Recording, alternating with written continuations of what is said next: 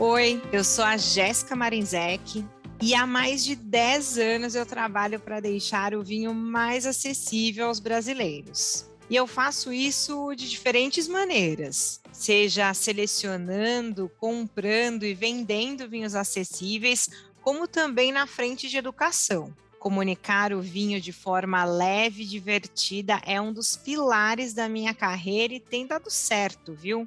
Foi por isso que eu criei o podcast Aula Aberta de Vinho. Aqui, meus convidados trazem suas dúvidas sobre diferentes temas do universo do vinho e eu respondo sem rodeios e sem palavras difíceis. É conteúdo para gente real e não para técnicos. E então, bora lá?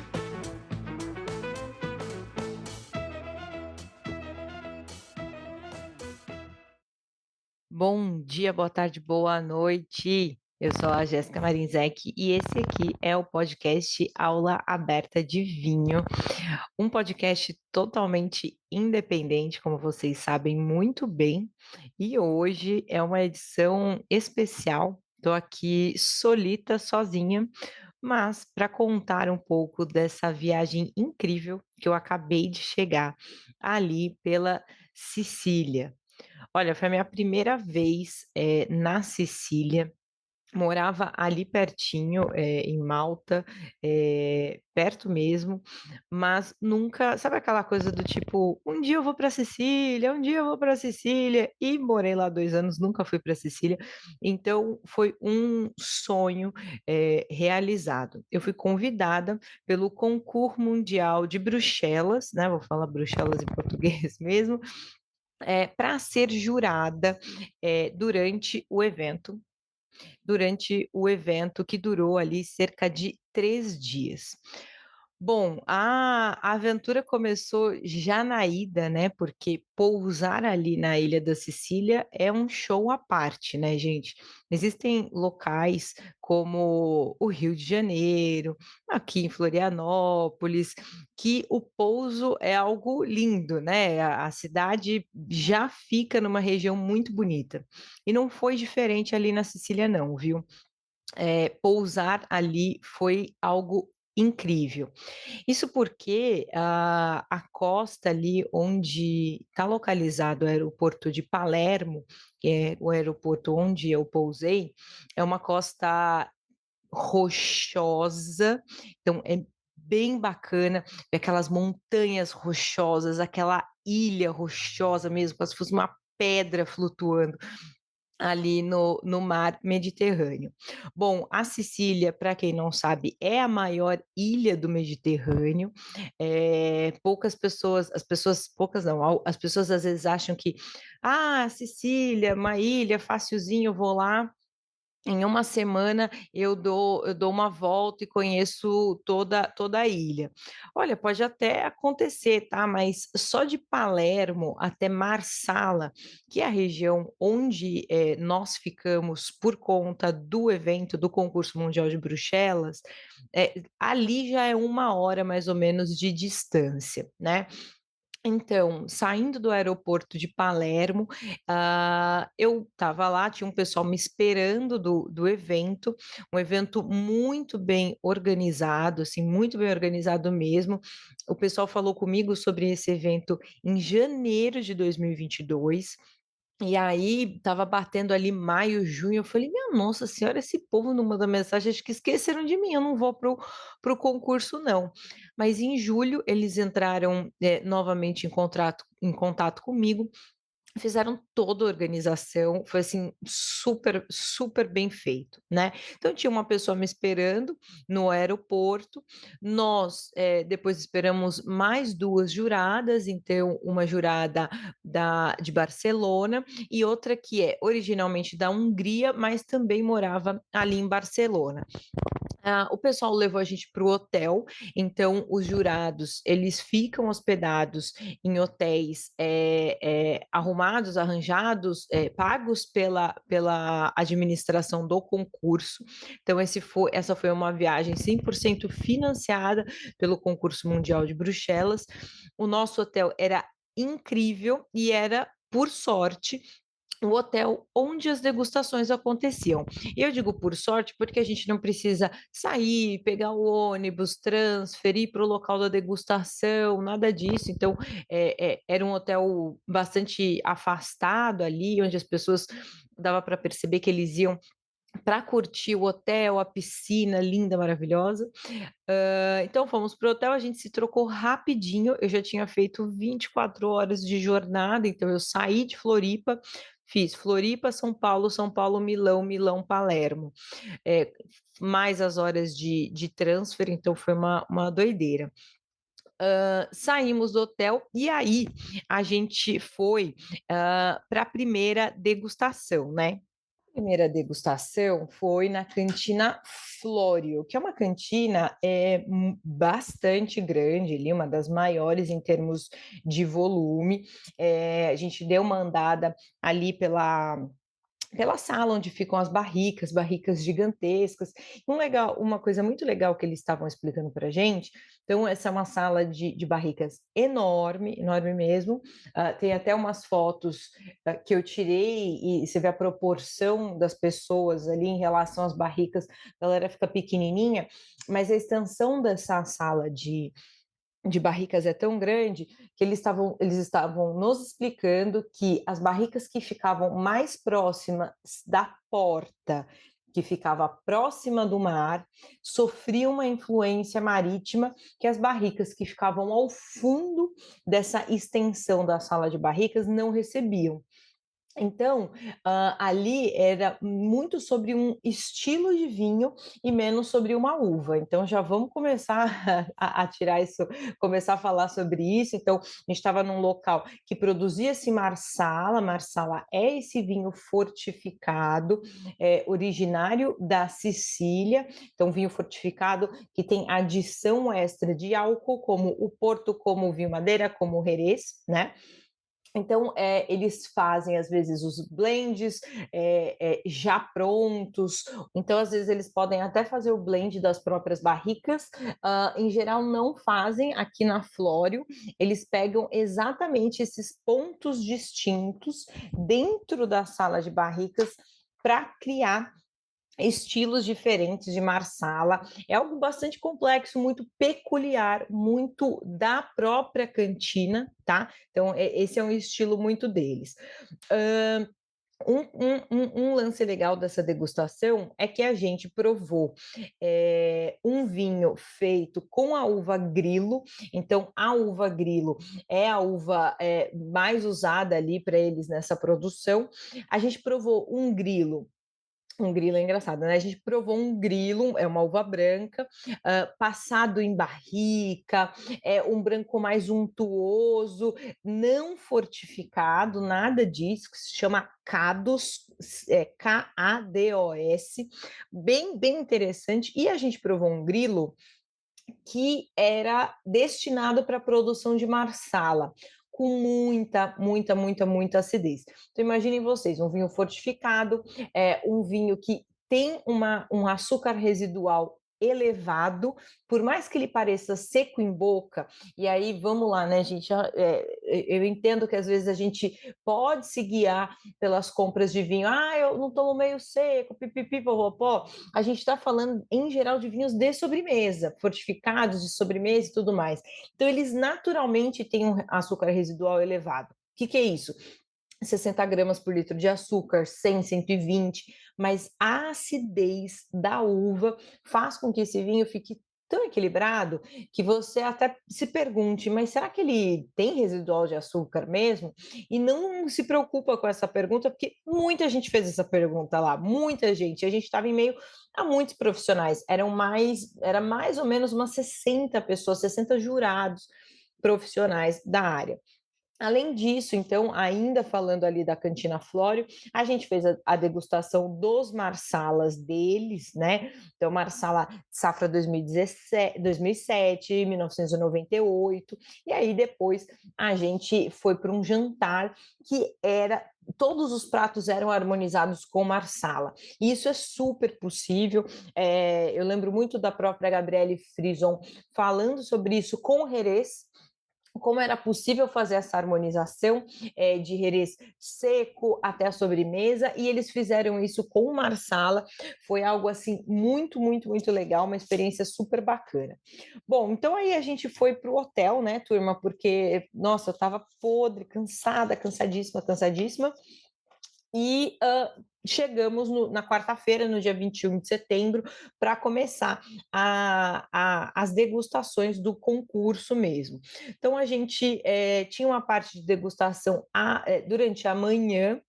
Em geral, em concurso, a gente prova muito vinho. Eu já tinha sido jurada em outros concursos. No Brasil foi o Brasil Wine Challenge e a grande prova de vinhos do Brasil, do Marcelo Copelo. No Chile, a Carmenère al Mundo, que é um concurso só de Carmenère. Lá na Inglaterra, o IWSC, e também na Decanter eu participei como sommelier, servindo, mas não julgando. Né? Então já tinha essa experiência. Em geral, a gente, como eu estava falando, a gente prova muitos vinhos durante o dia. Tem concursos que você fica o dia inteiro provando, é muito cansativo.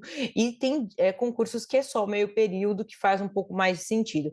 Mas ainda assim, pode chegar a 40 vinhos, 50 vinhos em cada turno, né? Seja de manhã ou de tarde. O paladar fica muito cansado e é óbvio que a gente cospe esses vinhos, é impossível fazer uma degustação nesse sentido com lisura, se você ficar bebendo, é simplesmente impossível, você cospe esses vinhos, mas porque esse era um concurso muito pontual, é a primeira vez que o concurso mundial de Bruxelas fez um momento, né, um dia, uma jornada só de vinhos fortificados e de sobremesa. Então a gente está falando de vinhos com alto teor de açúcar, com alto teor de álcool. Então eles diminuíram. Então a gente não provava de 40, 50 vinhos por turno. A gente provava ali no máximo uns 25, porque realmente eram vinhos muito pungentes, e provar 25 vinhos por turno, olha, é uma benção de Deus quando a gente está julgando vinhos, né? Então, a minha mesa, ela era composta por 5 pessoas, com mais eu, então 6 no total, e um jurado que era o chefe. Então, em todo concurso tem um jurado que é o chefe. A quantidade de pessoas pode mudar, né? Às vezes é 5, às vezes é 6, 4 e tudo mais. Então, tinha uma moça que era jornalista da Holanda, uma senhora que trabalhava ali com enoturismo, se eu não me engano, ela é da França, mas morava na Hungria, um enólogo da Grécia e um importador dos Estados Unidos, e o nosso chefe do painel é um sommelier italiano. Então, diferentes backgrounds, isso é o mais importante, porque ali, turma, não é sobre o que eu acho, e eu vou falar um pouquinho sobre approach de degustação, diploma e tudo mais. Ali é sobre degustar o que está na sua frente, a gente não sabe região, e aí isso também às vezes pode mudar um pouco de painel para painel, né, de concurso para concurso. Nesse daqui, a gente não sabe absolutamente nada. Preço, região, nada. O vinho chega ali na nossa frente, a gente precisa avaliar pelo que ele é. Tem alguns concursos, como por exemplo a IWSC, que eles te dão uma faixa de preço e região. Então você está julgando tinto espanhol de entrada, você está julgando branco complexo do Vale do Loire, por exemplo, assim. Alguns podem te dar esses hints, né? Esses insights, mas aqui no concurso mundial de Bruxelas, nada. É o vinho pelo vinho. Então a gente faz a pontuação, claro, ela é em geral até 100, E aí depois o próprio concurso nos explica, olha, se o vinho receber, eu vou dar um exemplo aqui, tá? De 80 e tantos a 87, 84, 87, ele vai receber a medalha de prata. De 87 a 90 vai receber de ouro. De 90 a 100 é o grande ouro. Isso aqui é um exemplo para vocês que também essas regras mudam. E aí a gente como jurado pensa, avalia o vinho por si, então anota tudo que ele tem. Nesse concurso mundial de Bruxelas, a gente era obrigado a fazer uma resenhinha, assim, né? Um parágrafozinho, além de dar nota. Então, assim, o que eu tô vendo nesse vinho de aroma, de estrutura e tudo mais? E isso é importantíssimo para você voltar e fazer sua análise e tirar o seu lado pessoal, porque você pode ir lá e falar assim, ai, nossa, tipo, gostei, maravilhoso, nossa, incrível, tomaria super esse vinho. Beleza, mas você escreveu coisas bem limitadas, ele pode ser um vinho super fácil de ser tomado, gostosinho, mas não merecia receber uma medalha de grande ouro. Ele é muito bem feito, ele é correto, ele é simples, mas se você dá uma medalha de grande ouro para um vinho simples, quando vier um vinho muito complexo, você vai fazer o quê? Né? Então, existe um pouco desse racional por trás da degustação. Mas voltando um pouquinho ali para o nosso calendário, a gente fez isso, né, fez essas degustações durante a manhã e depois saímos para uma visita numa vinícola, que foi uma vinícola experimental. Então, a gente pôde provar diferentes uvas. Quase foi uma degustação de uva. Essa é a verdade, assim. Ela foi bem, bem, bem interessante. Então, a gente provou ali no vinhedo as uvas autóctones da Sicília, a catarrato, a carricante, algumas outras tintas também, e é bem legal provar uva a uva que você de novo, né, percebe a diferença de tanino, de sabor e tudo mais. Fizemos uma degustação breve ali, e aí a gente seguiu para uma masterclass que foi maravilhosa, maravilhosa, de Marsala Vintage, ou seja, de Marsala Safrado. E essa foi uma experiência muito incrível. Um dos Marsalas que a gente provou é o ano de 1964, inclusive o ano que a minha mãe nasceu. Então a gente provou nesse flight, né, nesse jogo de degustação, Marsalas do ano de 2001, 1995, 1988, 1980, 1978 e 1964. Esses foram os vinhos. Muito complexos, percepção às vezes de aroma de rapadura, exótico, fruta seca, toffee, que é aquele caramelo, né? Um caramelo tostado. E novamente foi aqui nessa degustação que surgiram os papos sobre mas esse vinho aqui não tem residual de açúcar, né? Mas tem residual de açúcar. Pouco comparado a outros marsalas, mas tem, né? E aí falou-se muito sobre harmonização, então a gente estava essa degustação, ela foi feita, foi guiada, esqueci o nome dele agora, mas dá para a gente depois jogar no Google e pegar. É um italiano, ele foi eleito o melhor sommelier do mundo, acho que há 2, 3 anos atrás, assim, então falou-se muito sobre a harmonização, e uma das harmonizações era com ostra, uma marsala com ostra, que eu fiquei super animada, eu amo, amo, amo, amo ostra. Aqui em Floripa é bem mais acessível, né? Você chegar num lugar e pedir uma ostrinha ali, uma porção. Então foi muito, muito legal. Depois que acabou essa degustação, a gente tinham 15 produtores de Marsala esperando a gente para mais uma rodada de degustação.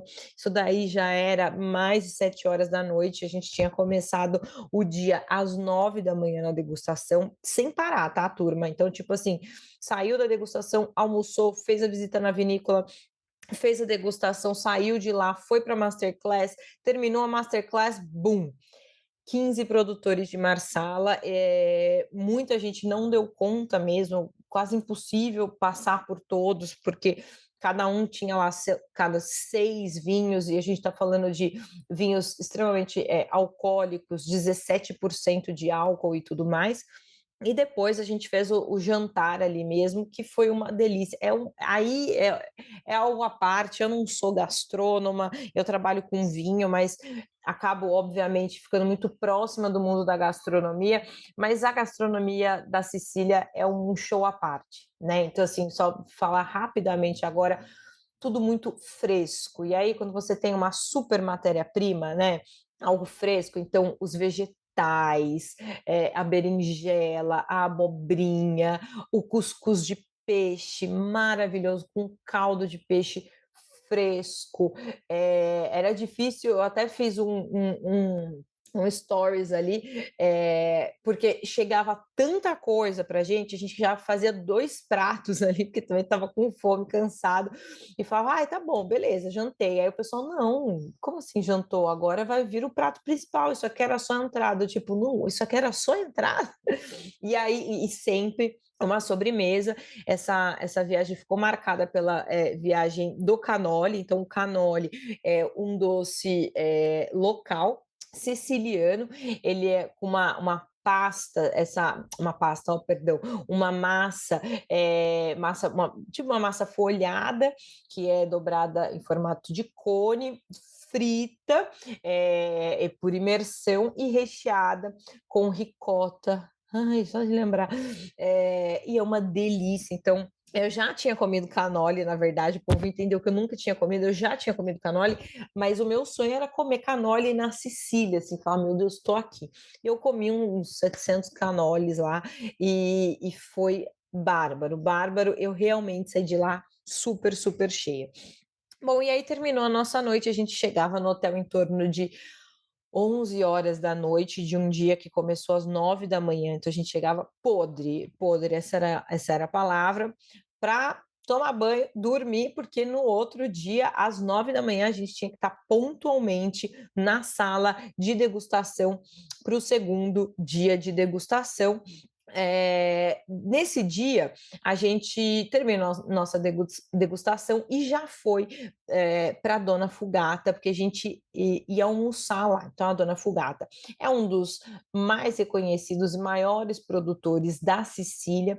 Dona Fugata é hoje representada no Brasil pela World Wine La Pastina, né, a holding, mas está na World Wine. Foi uma visita muito, muito bacana. A sala de barrica deles enorme, enorme, está lá no destaque dos meus stories.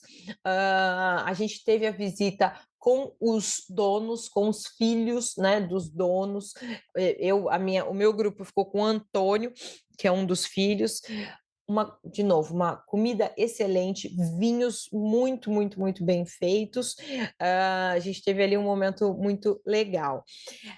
Depois dessa visita à Dona Fugata, nós fomos a Pellegrino, tá? E essa Pellegrino, eu perguntei, mas não tinha nada a ver com a Pellegrino Água, tá? Nada a ver com a Pellegrino Água, mas é uma das maiores vinícolas também ali.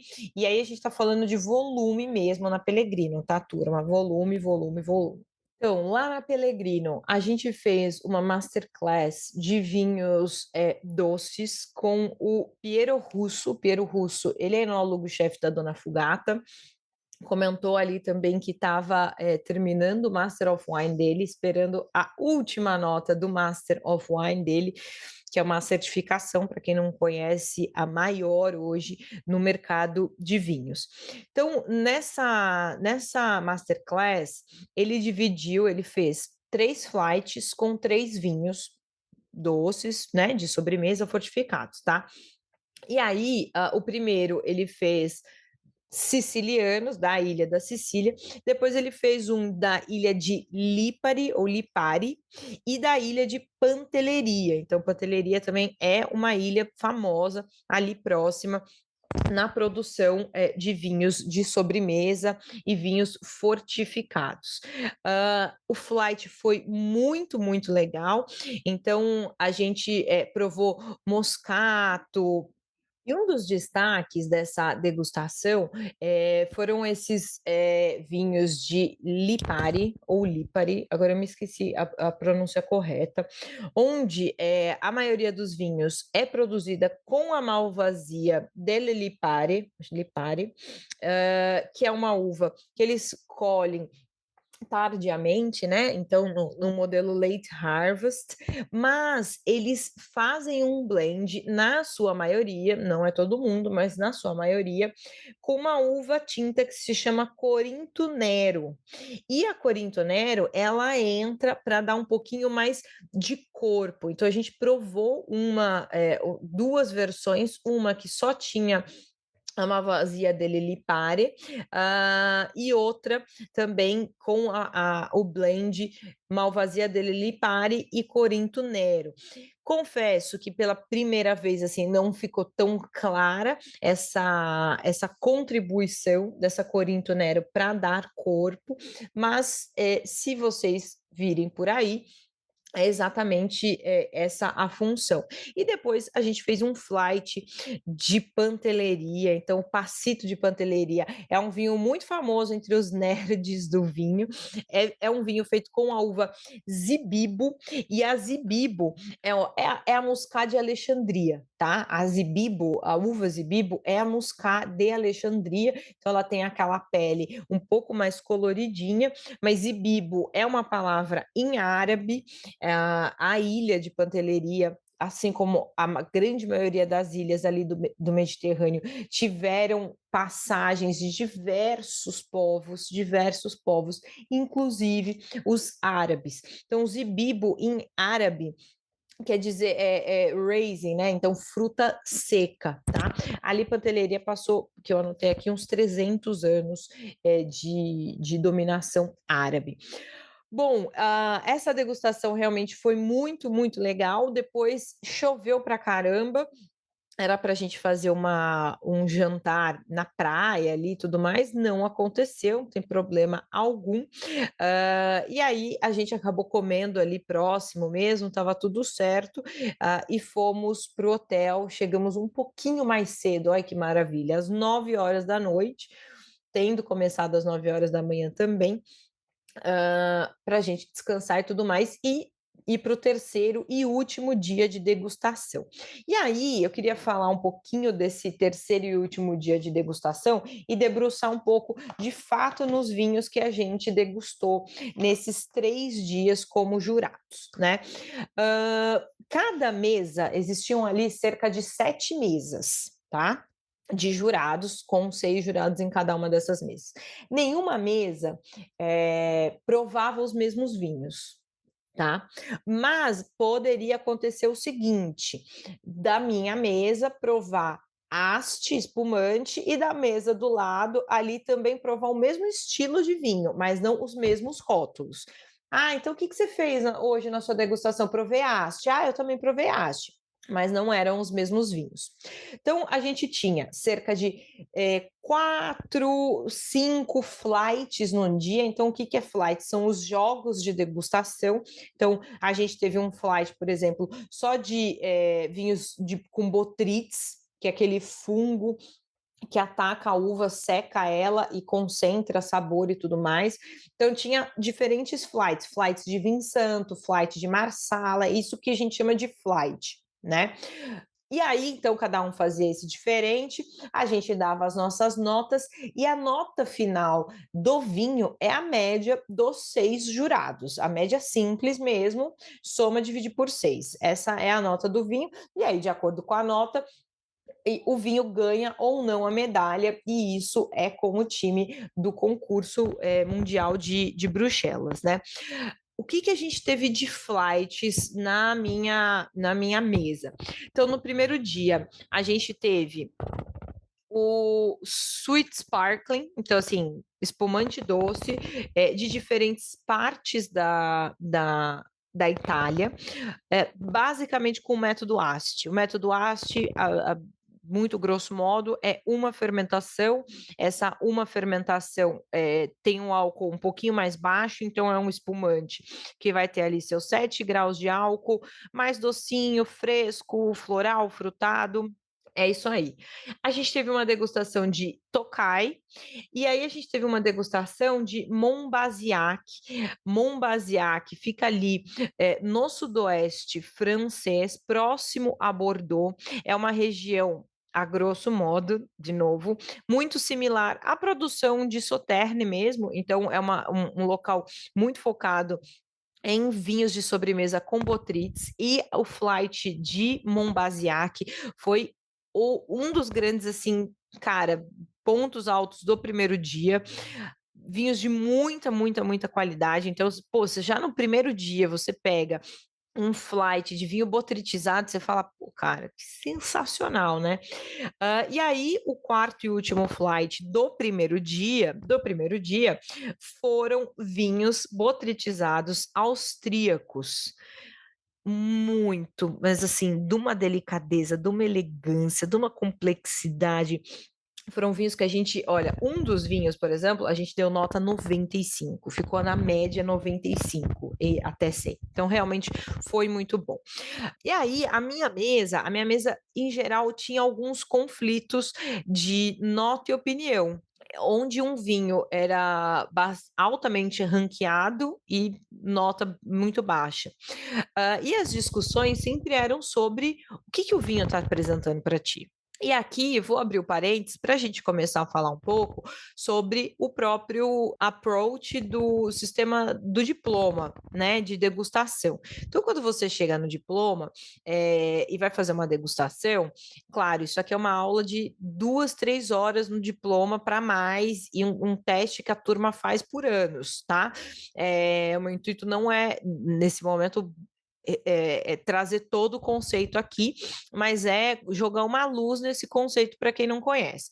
Então, a ideia é você fazer a sua análise. Então, tá, cor, que cor que esse vinho me traz? Ele traz uma cor amarela, brilhante e límpida, né? Assim, essa é a cor do vinho. Beleza, anotei ali no visual. O que esse vinho me traz no nariz? Putz, esse vinho tá limpo, ele não, né? Ele tá, parece que tem nenhum defeito. Que aroma que eu tô vendo nesse cara? Puta, eu tô vendo aroma de fruta seca. Mas qual que é essa fruta seca? Então pode ser ameixa, damasco seco, enfim, dependendo se é branco, se é tinto. Ah, eu tô vendo especiaria também, eu tô vendo gengibre, eu tô sentindo canela, eu tô sentindo também couro. Então, perceba que você, nessa degustação, vai ou não colocar uma quantidade de informações muito alta sobre esse vinho. Eu tô falando apenas do nariz, né? Nossa, então casca de laranja seca. Começa, você fala, putz, parece, é um nariz complexo, né? Esse vinho tem um nariz complexo.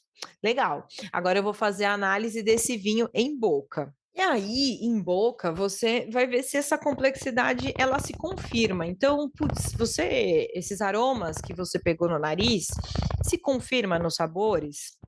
Confirma. Olha, estou sentindo tudo. Caramba, né? Complexo também, né? E depois você vai fazer a sua análise.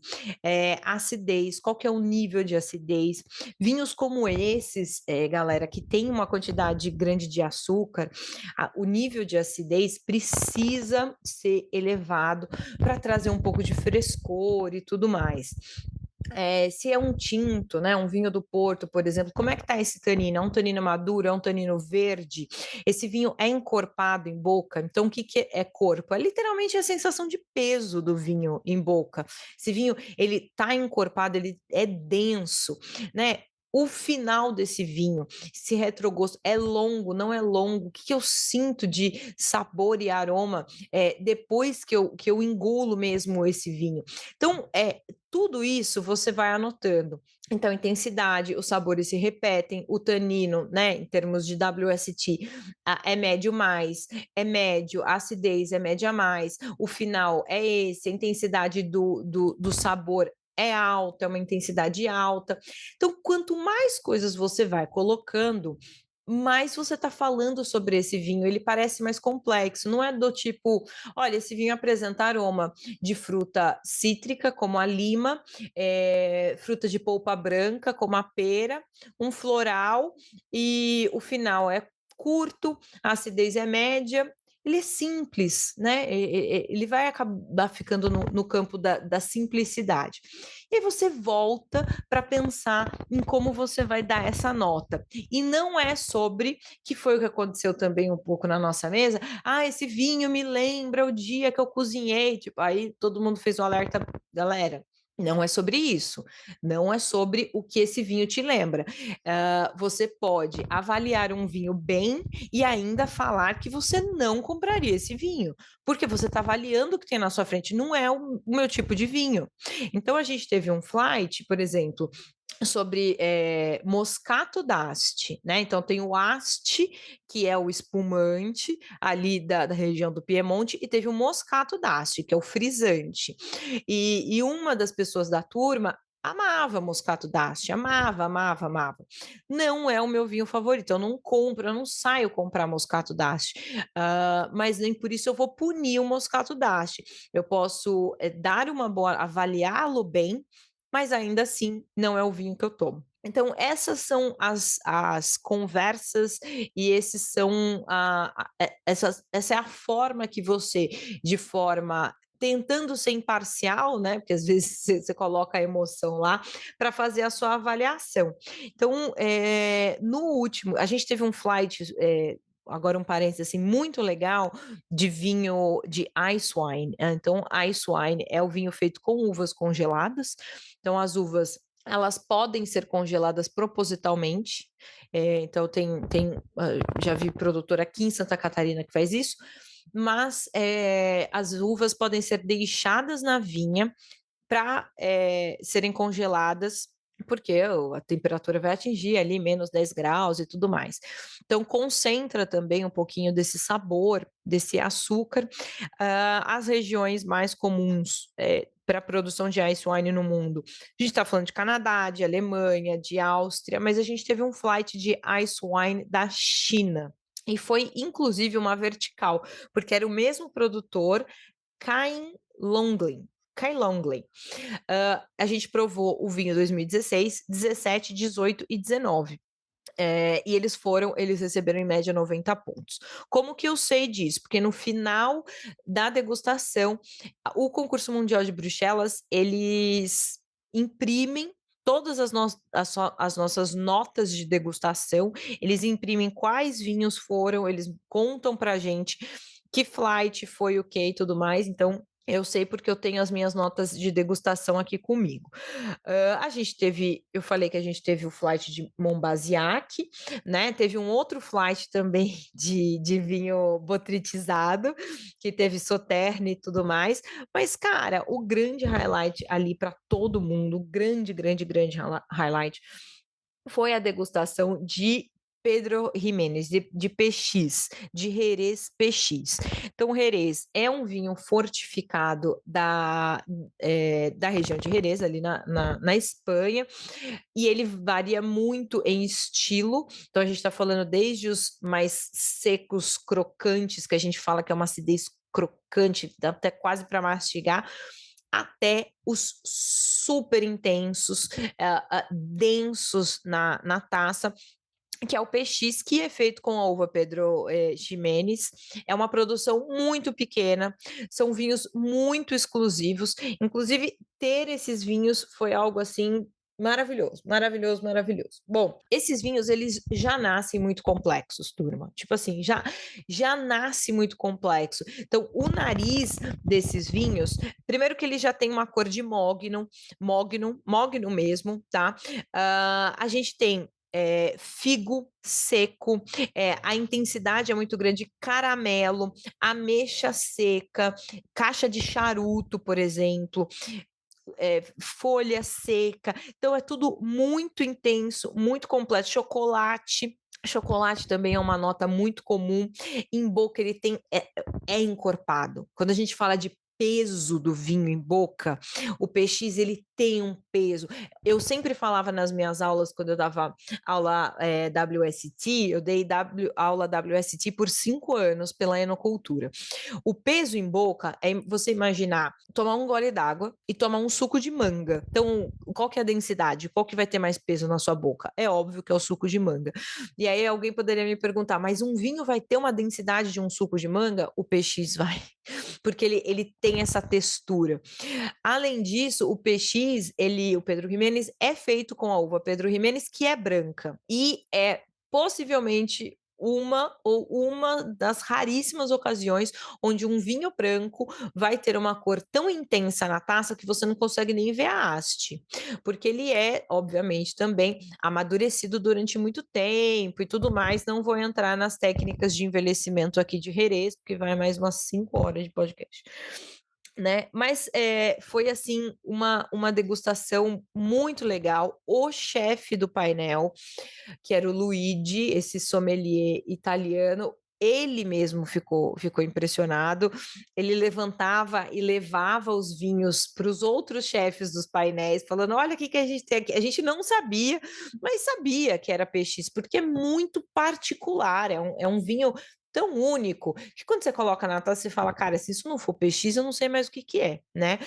Então, assim, recebeu notas altíssimas, altíssimas, inclusive foi a nota mais alta que a gente deu na média, foi 96, e foi também a maior quantidade de açúcar residual num vinho. O nosso último PX tinha 400 gramas por litro de açúcar, e vale lembrar, eu não falei ainda nesse podcast, mas vale lembrar que quando a gente fala do açúcar residual, a gente está falando do açúcar natural da uva, não é açúcar colocado, não, ninguém foi lá e colocou açúcar refinado, é açúcar natural da uva.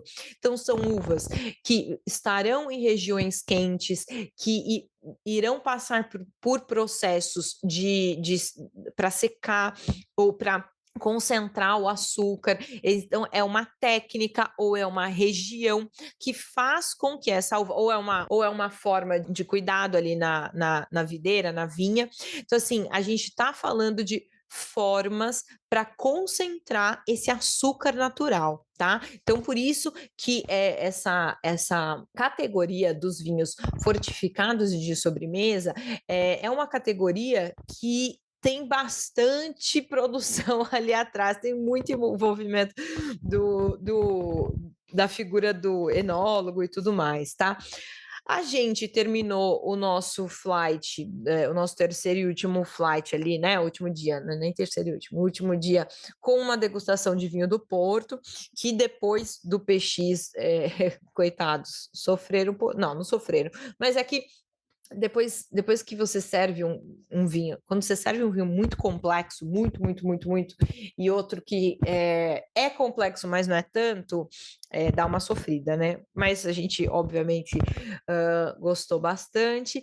E aí a gente foi para um almoço um pouco mais relaxado na Azienda Agrícola Maltese, com os vinhos mais do dia a dia, mais de entrada, não é uma vinícola que tem no Brasil.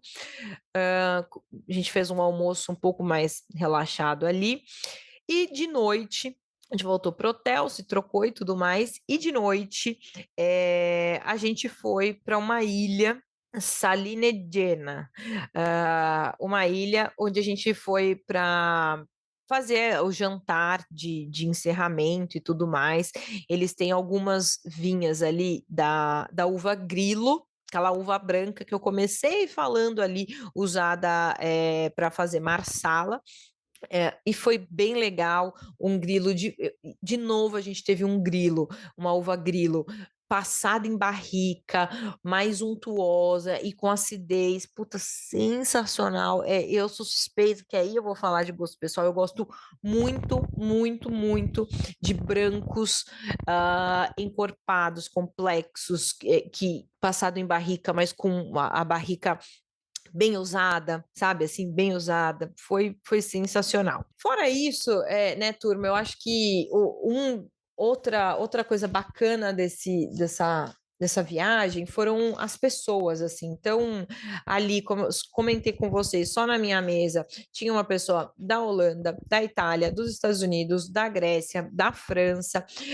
Fora isso, o restante da turma era uma turma muito, muito, muito, muito querida, brasileiras, então acho que vale certamente falar da Luma e da Paula. Então eu fui convidada para ser jurada através da Luma. A Luma é uma brasileira que mora em Londres, trabalha com marketing de vinhos lá em Londres. Já tinha participado desse concurso em outras edições, conhece todo mundo lá, uma pessoa muito querida. E a Paula, que é diretora comercial da Berkman, é uma importadora inglesa, mas que tem sede aqui no Brasil. A Paula, ela é carioca, né? Mora ali no Rio de Janeiro. Então, eram 3 mulheres brasileiras ali representando. A gente não ficou nas mesmas mesas, a gente ficou em mesas diferentes, mas ainda assim, sabe como que é brasileiro, né? Sempre vai lá, fica um pouquinho junto, faz uma conversinha, mas tantas outras pessoas do Japão, de outros, do México, da Bélgica, da Austrália. Então, esse networking é uma das coisas mais valiosas em eventos como esse, valiosíssimas, assim. É importante mesmo nutrir essas relações, porque é disso que o mercado de vinhos, no final das contas, é feito, né? E aí, acho que uma curiosidade é sempre legal falar. No final das sessões de degustação, no período da tarde ali, que já é horário do almoço, sempre tinha uma mesinha com cerveja, que a turma queria dar uma limpada no paladar. Então, o que vocês fazem depois de degustar vinhos de 400 gramas por litro de açúcar? Vai lá e toma uma cervejinha, porque ninguém é de ferro. Cervejinha é bom, tava um calor, dias lindos ali na Sicília, só uma tarde e noite que choveu, mas dias lindíssimos ali na Sicília. Voltei com vontade de voltar, voltei para o Brasil com vontade de voltar para a Sicília. Mas acredito que é isso. Vou falar, eu vi que vocês ficaram muito interessados sobre a técnica de approach to tasting, que eles falam do diploma. Dei uma passada aqui, então, só retomando, só relembrando. Então, é sobre fazer análise visual, olfativa e gustativa. O que você fez? O que você falou? O quanto você trouxe desse vinho? Esse vinho é complexo, ele é simples. E aí você faz a sua degustação você volta para o começo. Fala, cara, olha, volta e vê o que você falou. Tá coerente? Tipo, você tá falando que você tá querendo dar 95 pontos num vinho que você falou que tem um final curto, um final médio, por mais que você tenha gostado, faz sentido isso? O vinho não tem nem aroma terciário, você tá querendo jogar ali para cima. Então, se você dá, de novo, pensa, se você dá 95 pontos num vinho simples, e tô falando dentro do cenário de concurso, tá, turma? Lógico. Se você dá 95 pontos num vinho simples, quando vier um vinho muito complexo, como é que você vai fazer? Como fica essa análise? Então, não tá escrito em pedra, não é uma fórmula no Excel, mas é uma maneira de você fazer essa análise de forma mais contundente. Turma, meu Deus do céu, falei e não parei mais. Essa é a questão quando eu tô sozinha, né? Falo pra caramba. Ficou alguma dúvida, algum comentário, já sabem, né? Minha rede social é Jéssica Marenzec, seja no LinkedIn, no Instagram, podem mandar mensagem, eu respondo sempre, sempre, sempre. Muito obrigada por você ter ficado até o final desse podcast. Gostou do podcast? Já compartilha, né? Compartilha com a tua turma aí, com os teus familiares, com os teus amigos, nas redes sociais, dá essa força aqui para o podcast Aula Aberta de Vinho. Muito obrigada e até o próximo episódio. Tchau!